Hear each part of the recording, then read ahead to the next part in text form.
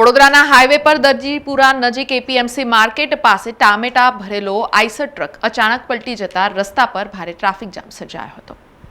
વડોદરાના હાઈવે પર દરજીપુરા નજીક એપીએમસી માર્કેટ પાસે ટામેટા ભરેલો આઈસર ટ્રક ચાલકને અચાનક ઝોકું આવતા સ્ટીયરિંગ પરથી કાબુ ગુમાવ્યો હતો, જેના કારણે ટ્રક રોડ પર પલટી મારી ગયો હતો। ઘટનામાં માર્ગ પર ટામેટા વિખરાઈ જતા વાહન વ્યવહાર પણ અવરોધાયો હતો। સદનસીબે આ બનાવમાં કોઈ જાનહાનિ થઈ નથી, જોકે ટ્રક ડ્રાઈવરને નાની મોટી ઈજાઓ પહોંચી છે, તેને તાત્કાલિક સારવાર માટે ખસેડાયો હતો। પોલીસ દ્વારા અકસ્માતનું કારણ જાણવા તપાસ શરૂ કરવામાં આવી છે। પ્રાથમિક તારણ મુજબ માનવ ભૂલના કારણે ટ્રક પલટી ગયું હોવાનું જણાઈ રહ્યું છે। આ સાથે જ ટ્રક ચાલકે દારૂનું સેવન કરેલું હતું કે કેમ તે અંગે પોલીસ દ્વારા તપાસ હાથ ધરવામાં આવી છે। હાલમાં વાહનને ક્રેનની મદદથી હટાવી દેવામાં આવ્યું છે અને હાઈવે પર ટ્રાફિક ફરી સામાન્ય બનાવવામાં આવ્યો છે।